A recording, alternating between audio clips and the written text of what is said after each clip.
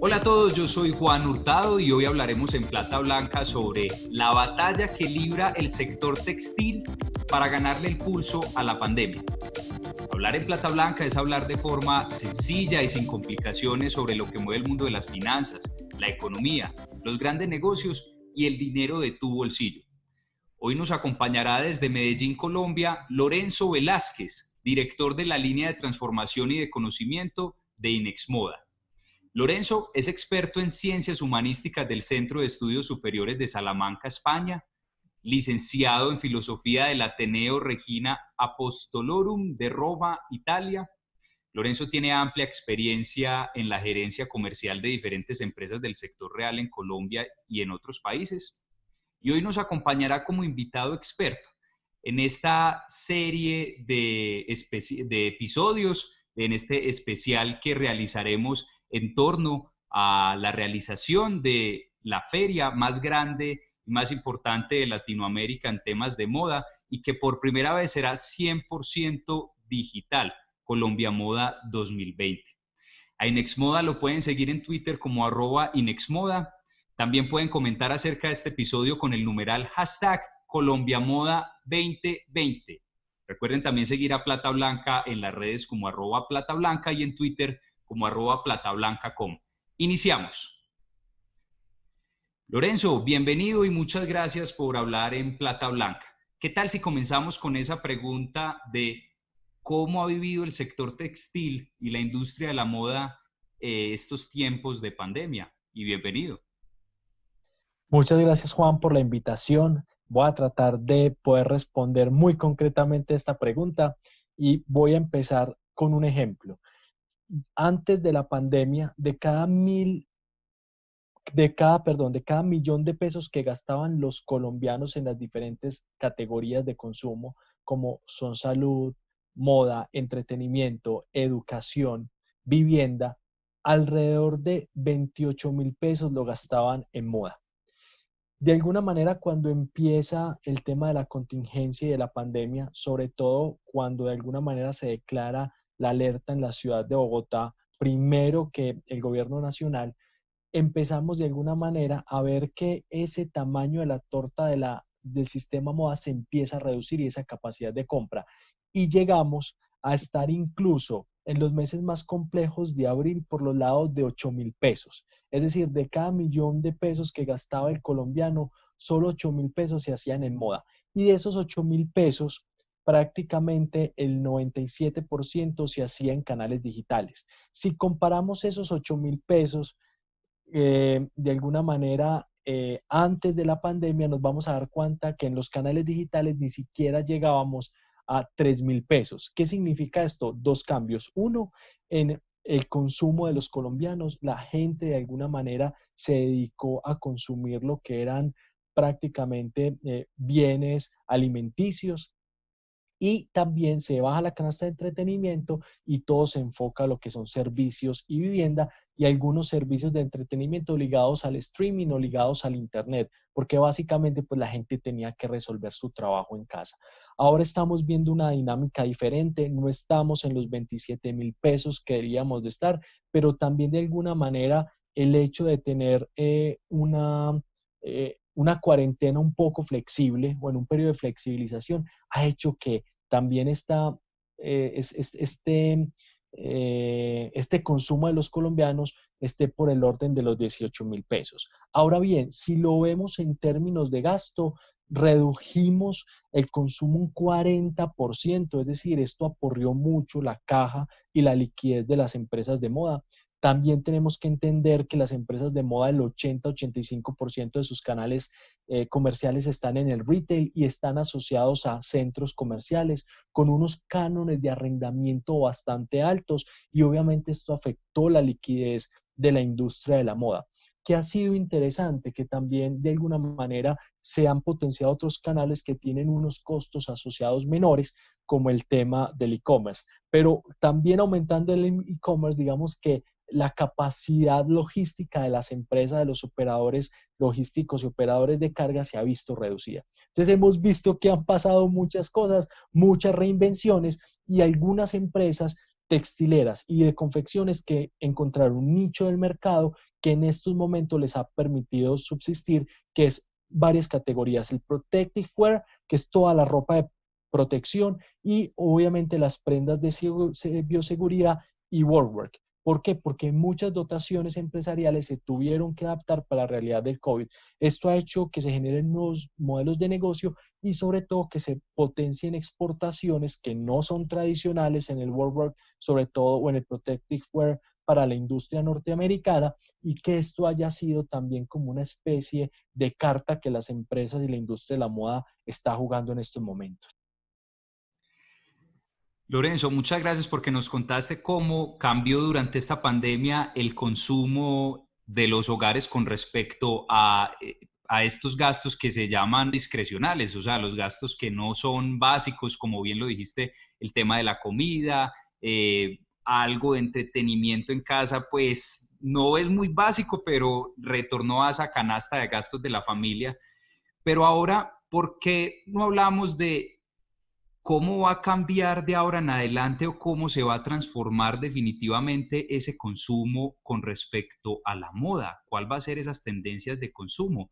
Eh, y si Lorenzo lo podemos plantear en dos escenarios. Uno es post-COVID, que mucho se habla en los medios de comunicación post-COVID, pero el otro es viviendo con el COVID.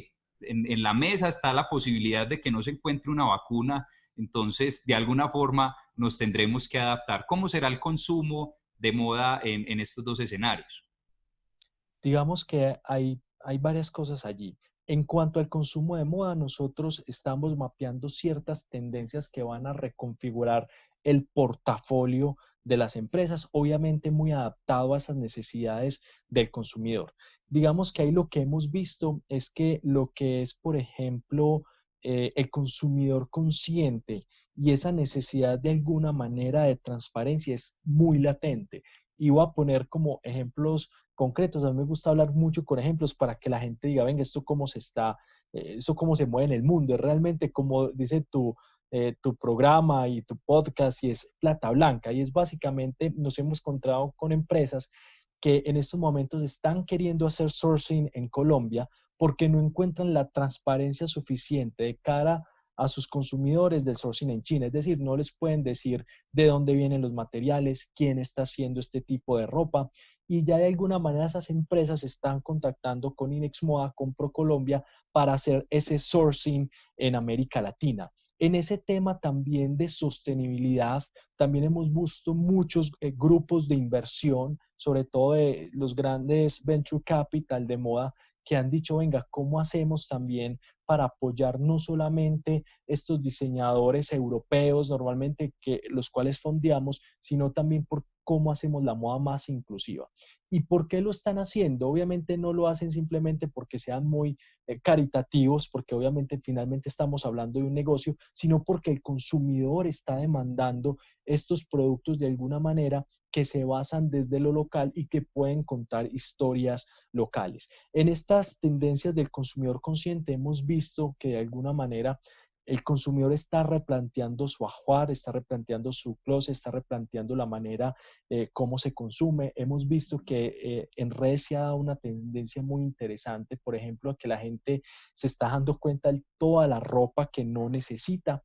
Y ahí de alguna manera entra también una tendencia importante de consumo, es que es un consumo cómodo, es decir, cómo es rápido y cómo es cómodo. ¿Qué significa esto?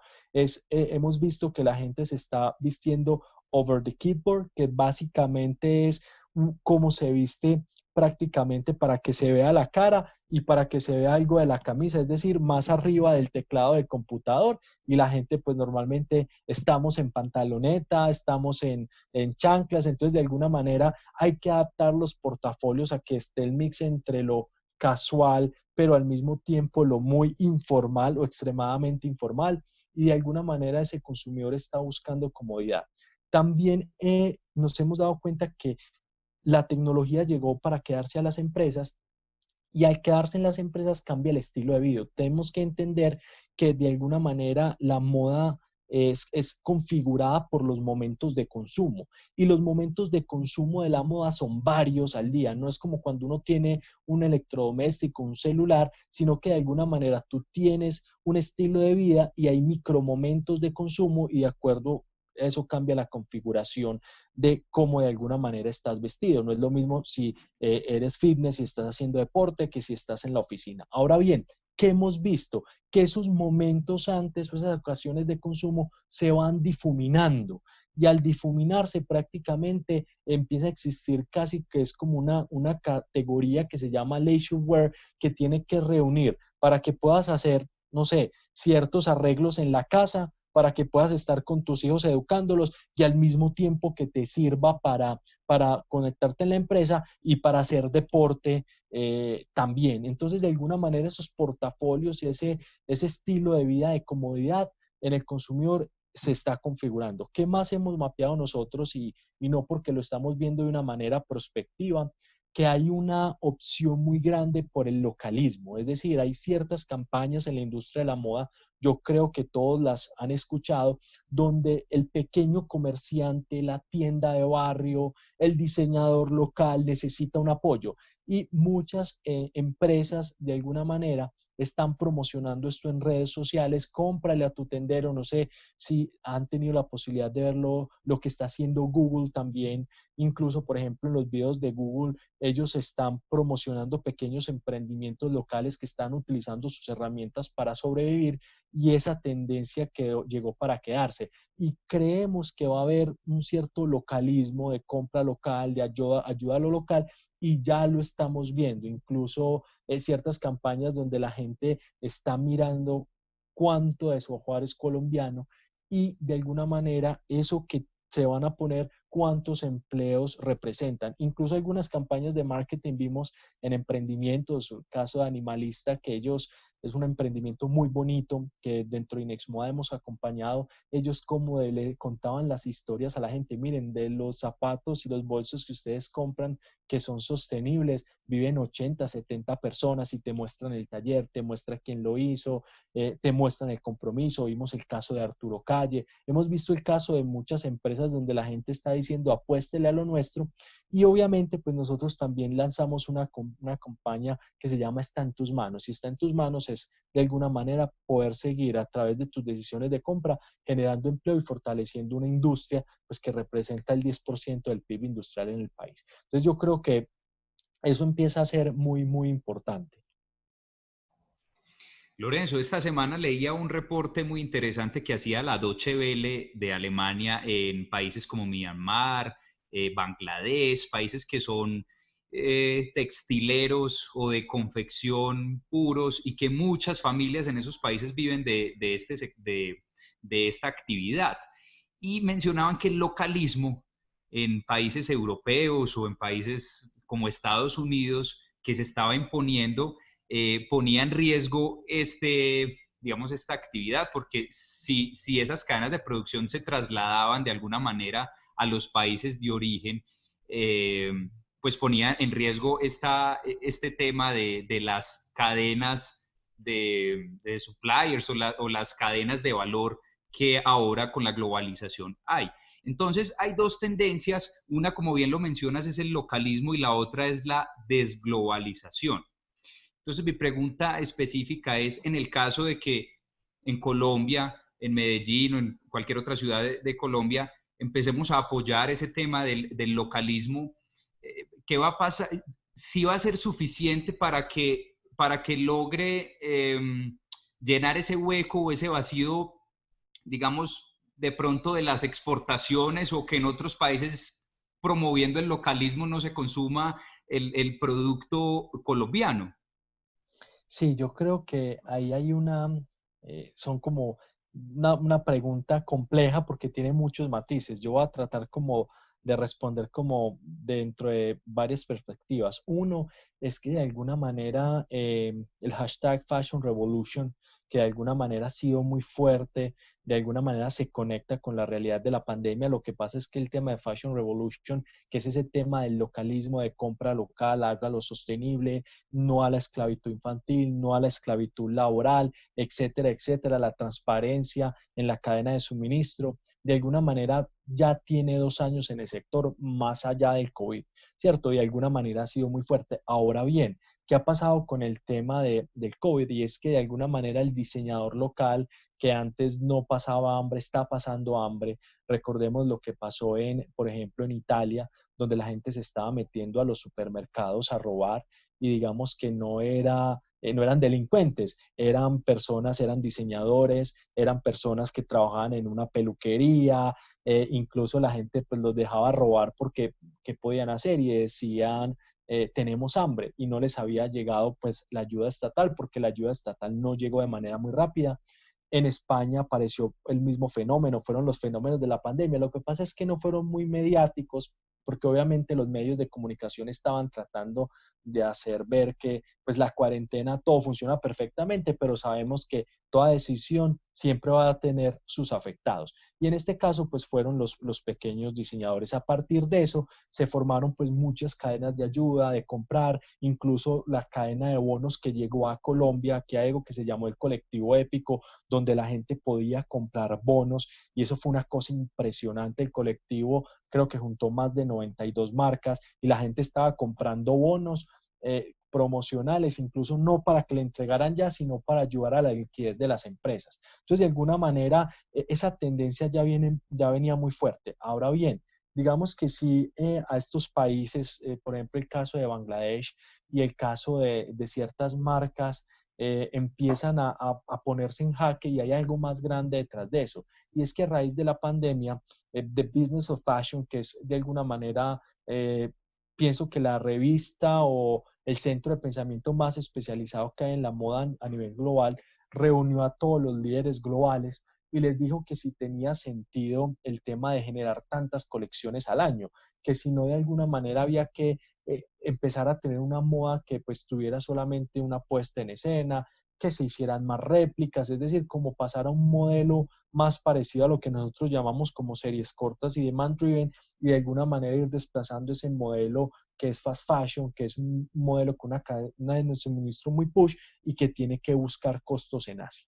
Entonces, a raíz también de estas preguntas, yo creo que estos países se preocupan grandemente, ¿cierto? Y empiezan a hacer unos cambios, pero pasa a la otra cara de la moneda.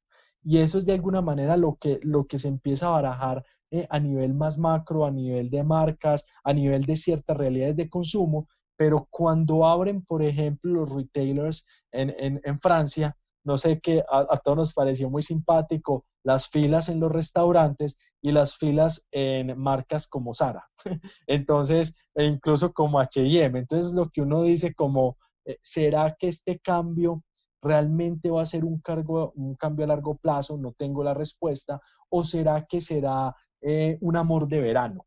Y me refiero a amor de verano, que es algo que nos tocó, pero finalmente al consumidor le encanta consumir de manera desaforada. Y la otra cosa que de alguna manera también me lleva a una reflexión es que cada vez más, lo digo para responder a las exportaciones de Colombia, si en algún momento las exportaciones de Colombia no van a llegar a algún país, y es que yo siento que los países van a seguir comercializando globalmente, pero sin lugar a dudas están buscando mejores prácticas y los productos de Colombia no están en un nicho de liderazgo en costos. De alguna manera el producto colombiano es costoso, la mano de obra colombiana es 6 veces más cara que la de China y es un producto como de, por decirlo así, suena muy cliché, pero de valor agregado, ¿cierto? Habría que definir qué es valor agregado realmente en los productos colombianos, pero de alguna manera se están buscando. Unas categorías se han visto afectadas, el beachwear, porque pues la gente apenas empezó a ir a veranear, la gente se quedó en la casa, estamos hablando del verano del norte, donde la gente está en vacaciones, ya la gente va a salir de vacaciones y algunos pues se van a querer quedar. Entonces, allí de alguna manera como que hay ciertas realidades. Que sí es verdad que el consumo de moda bajó globalmente, independientemente del localismo, no. y que hay muchas plantas en estos momentos en China de confecciones, en Bangladesh, en el norte de África, que están literalmente cerradas porque hay un exceso de inventarios que no se evacuaron y que no se vendieron. Entonces habría que ver cómo revisar la cara de la misma moneda. Ahora bien, el cambio de supply chain en el mundo también está obedeciendo en la industria de la moda la necesidad de rapidez está en los planes estratégicos de supply chain, por ejemplo, de Nike, en el Dinex Moda hasta hace 8 años, sobre todo con el tema de omnicanalidad, aumento de variabilidad en los momentos de vender, y es que hay que priorizar el retorno de la inversión bajo el paradigma de lo que llamamos la ley fundamental de las operaciones, y es que el ROI vos lo puedes maximizar, uno, disminuyendo el costo en los modelos de liderazgo en costo y en los modelos de velocidad, el retorno de la inversión es directamente proporcional a cómo se mueven los materiales a lo largo de la cadena de suministro. Nosotros hemos priorizado eso. Digamos que Amazon se ha dado cuenta que no hay nada peor que tener inventario en producto terminado y el e-commerce ha hecho que, por ejemplo, los Nike, los Adidas estén trabajando en los Speed Factory para responder de acuerdo a la demanda, con tecnología, con los subots o los robots que confeccionan. Entonces, es allí donde de alguna manera también tenemos que entender que los centros de cadena de suministro, como los conocemos en el mundo, la pandemia los aceleró, pero ya venían cambiándose y van a cambiar para siempre. Lorenzo, en Colombia hace poco se vivió el día sin IVA y sobre todo con esta pandemia y específicamente con este día, muchos consumidores nos dimos cuenta y la sociedad en general de esa importancia de la transformación digital y de lo que dado que están muchas empresas con respecto al comercio electrónico. En Twitter fue tendencia al tema de las filas virtuales. Y estos temas, ya que hablas de omnicanalidad, los temas de distribución y de venta de manera virtual, pues se crearon muchas veces para descongestionar y obviamente con otros objetivos de poderles llegar a más personas, pero descongestionar estos puntos de venta físico. En este caso se están congestionando los puntos de venta virtual, están creando las líneas, las filas virtuales. Esto tiene sentido. Tiene todo el sentido del mundo y realmente así como ciertos retailers físicos no están preparados para el tráfico en ciertos momentos del año, también de alguna manera tecnológicamente no estamos preparados para el tráfico del año. Y es allí donde de alguna manera tenemos que entender lo que está pasando. Y es uno, muchas páginas web, incluso no solo el día del IVA, colapsaron de muchas marcas. ¿Por qué? Porque la gente tenía que comprar. Incluso solamente pensemos lo que fue el Día de la Madre en aplicaciones como domicilios.com, en aplicaciones como Rappi, o sea, ya lo habíamos colapsado. De alguna manera, ya también lo habíamos colapsado en ciertas temporadas navideñas. Entonces, digamos que lo que dices de las filas virtuales no es algo nuevo. ¿Qué es lo que pasa? Que pues de alguna manera, teniendo en cuenta la contingencia, y teniendo en cuenta que pues la gente no quería ir a los centros comerciales porque estaban atiborrados, o sea, un 19% más una promoción adicional puede ser pues realmente un cambio en el precio del consumidor grande y obviamente pues vimos que muchas páginas colapsaron. Es allí donde uno dice el tema virtual no debería tener un problema de tráfico, entendiendo que pues uno de alguna manera el almacenaje debería ser flexible, ¿cierto? En ese tipo de ocasiones. Lo que pasa es que para las empresas terminan siendo de alguna manera muy complejo pagar pues como los modelos flexibles, sobre todo cuando los números de transacciones puede tumbar una página web. La otra cosa es que también hay que decir algo, que no solamente fue el tráfico, sino que el e-commerce está siendo muy atacado por los hackers. Y es de alguna manera también hemos mapeado concursos de hackers para tumbar las páginas del éxito, para de alguna manera a través como de ciertos ataques, lo que hacen es que la tratan como de ponerles muchas operaciones que no son reales, pero son a través de robots que ellos hacen y automatizaciones para tumbarlas. Entonces, si les sumas ciberataques, días sin IVA y pandemia, yo pienso que ese es el caldo de cultivo perfecto para hacer esas filas y es que pasó, la gente se conectaba a las 5 de la tarde, no podía, la gente se tuvo que conectar incluso gente se preparó para conectarse a las 1 de la mañana, ¿cierto? Del día sin IVA para poder hacer las transacciones y poder terminar las transacciones. Incluso había gente que me decía, es que tengo en el carrito de compras, llevo 6 horas y no he podido pagar, no he podido pagar. O sea, perdió más tiempo haciendo una compra en Internet que yendo al punto de venta físico. Entonces, realmente tiene sentido el concepto y bueno, se suman muchos factores, pues como lo comentábamos anteriormente. Una última pregunta, Lorenzo, tiene que ver con respecto al pricing. Digamos que desde la parte financiera, pues uno lo que hace es hacer un análisis de costo y a eso aumentarle unos márgenes de rentabilidad y poder hallar un precio adecuado según desde la parte financiera. Ustedes, los expertos en mercadeo, pues tienen unos estudios mucho más que van más allá, teniendo en cuenta el valor agregado, teniendo en cuenta algo del brand equity. Y mi pregunta va, Lorenzo, es con respecto a, estamos en una situación deflacionaria, los precios están bajando. ¿Cómo hacer ese modelo de pricing en un contexto donde los precios van para abajo? Sí, sin lugar a dudas, digamos que lo que hemos mapeado de categorías que están disparadas, ¿cierto?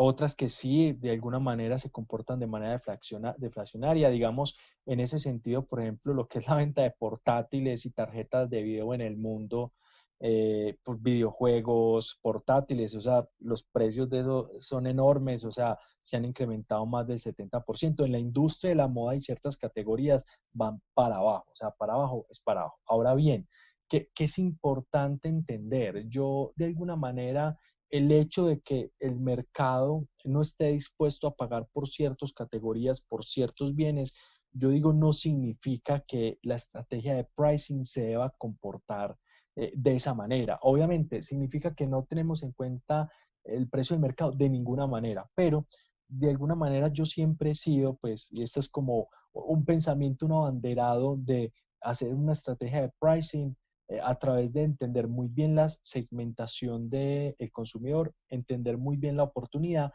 y lo tercero, entender muy bien los atributos de valor del producto. Y yo voy a explicar algo aquí, voy a tomarme el tiempo para que me entiendan lo interesante de este punto de vista. Los americanos son expertos en hacer esto y se la aplican a uno, uno ya sabe y uno le da rabia, pero no hay nada que hacer. Y es que cuando, por ejemplo, cuando uno compra un celular, un iPhone, un Samsung, lo que sea, muchas veces vemos que hay varias gamas. Entonces uno vale 4 millones, otro vale 3 millones, otro vale 2 millones. Y de alguna manera cuando uno ve los atributos del producto y los lleva a términos financieros y a términos de producción, uno ve que la diferencia entre el iPhone de 5 millones y el iPhone de 3 millones en términos reales, ¿cierto? Porque es de alguna manera la misma compresión, un procesador prácticamente muy parecido, empiezan a cambiar ciertos aspectos que en términos de producción pueden variar $2 la producción de un iPhone, $2 o $1. Y la diferencia en precios del mercado, estamos hablando de $800, $1000, es una cosa increíble, ¿cierto? Ahora bien, cuando vos lo llevas en términos de atributos de valor, pues hombre, si vos tenés un almacenaje de 16 gigabytes y otro de 64, otro de 120, y vos sos una persona que sos un influencer, estás tomando fotos, vos ves un atributo de valor. Si vos lo pasás en términos de costos reales, para iPhone es prácticamente lo mismo, ¿cierto? O sea, no cambia realmente. Sí, poner un proceso, una memoria de X o Y, ¿cierto? Si hay un cambio en términos de costo, pero no se ve en términos de mercado. Lo mismo pasa, por ejemplo, con los paquetes de Claro o los paquetes de este tipo de empresas. Es decir, normalmente ellos tienen que utilizar la misma infraestructura para llevarte 50 gigabytes que para llevarte 100 gigabytes de navegación.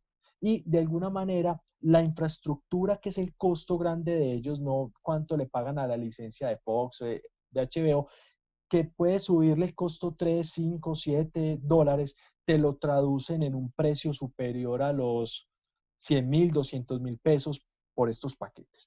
Y básicamente yo le llamo a esto es entender muy bien los atributos de valor para saber de alguna manera tu nicho de mercado que puede llegar. El que pueda dar más, que llegue más. Y el que no pueda dar, siempre y cuando de alguna manera financieramente sea lo correcto, pueda llegar, pero que es muy importante entender los atributos de valor. Y los atributos de valor no solamente están dados en términos del producto, que fueron los ejemplos que puse, sino en términos de servicio, en tema de agilidad, ¿cierto? En términos logísticos, es entender este modelo de negocio, este servicio, cómo genera esos atributos. Y es allí donde yo he visto que incluso algunas empresas eh, han hecho la tarea muy bien. Me he dado cuenta que incluso pues están subiendo incluso los precios, sobre todo las textileras. Pero digamos que Colombia era muy bueno para el tejido, es muy bueno para el tejido de punto, para el tejido funcional, los antifluidos. Digamos que el algodón en Colombia, pues hay 10.000 hectáreas sembradas, llegó a estar 100.000, o sea, ya no somos Perú, no somos Cotton USA en Estados Unidos, la industria del algodón americano, pero de alguna manera ahí, por ejemplo, un kilo de CMS, que es con lo que hacen esas ropas de protección eh, para los doctores, valía 1.500 y ahorita pues, vale 4.500 pesos. Obviamente porque hay una oportunidad. Entonces también hay que ver qué productos de alguna manera empiezan a generar esa oportunidad y yo por dónde puedo generar valor. Lo peor que podría hacer la industria, ¿cierto? Es una percepción personal, otros marqueteros, hay marqueteros que les gusta ir al ritmo del mercado y darse la pela, es que lo que dicen, no, no, si es que tiene que estar por el mercado y empieza una guerra de precios que a mí la verdad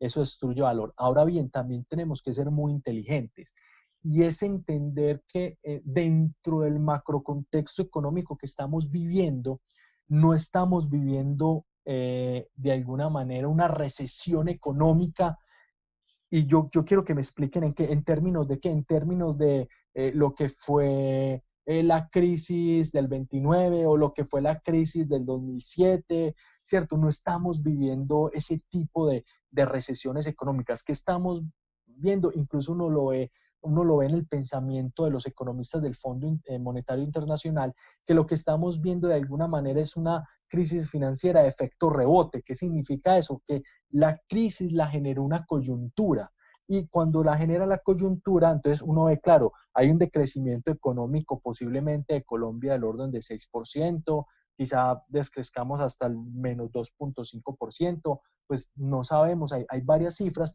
pero ¿qué pasa normalmente con este tipo de economía? Aquí es donde uno tiene que ser muy inteligente para tener en cuenta cómo va a fijar los precios. Y es que el próximo año se espera incluso un crecimiento de Colombia del 3.7% y de varias economías. Si uno ve, por ejemplo, lo que pasó en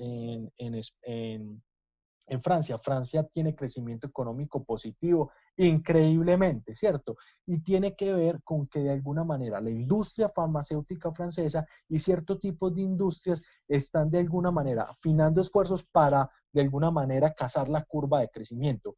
¿Qué tienen que hacer las empresas? Como hay tantas empresas que van a desaparecer y van a dejar vacío, o sea, así como hay vacío de poder en términos políticos, hay vacíos de mercado. Entonces la gente dice, no, no es el momento para innovar, es todo lo contrario. Y es que hay un mercado que deja de comprar en un periodo de tiempo, pero no es una crisis que dura del 2007 al 2011 la recuperación. Esto no debería pasar con el coronavirus, no está pasando en China, sino que después de 6 meses empieza una recuperación.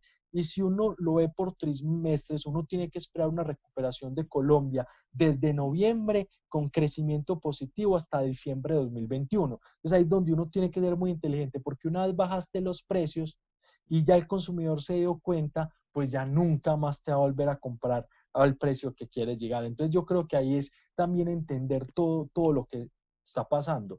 Ahora bien, es un problema que hay que tener en cuenta también y es que los efectos rebote en la economía normalmente no vienen con recuperación de empleo. Es decir, que es posible que las economías crezcan, pero la recuperación de empleo sí se va a demorar más, ¿cierto? Y eso es de alguna manera lo que nos dicen estadísticas interesantes y ciertas figuras que yo he visto o charts o este tipo de estudios de lo que pasó, por ejemplo, con la gripe española o lo que pasó con la guerra mundial, que también es un decrecimiento económico por una coyuntura, pero no porque la economía estuviera recalentada. Quizá la de Europa un poco, pero no Estados Unidos, China venía otra vez en un camino de crecimiento, la India estaba tratando de volver a crecer, Brasil se estaba recuperando. Entonces, eso es muy importante entenderlo para tomar decisiones financieras y empezar a largo plazo y no por la contingencia. Eso es lo peor que nos puede pasar.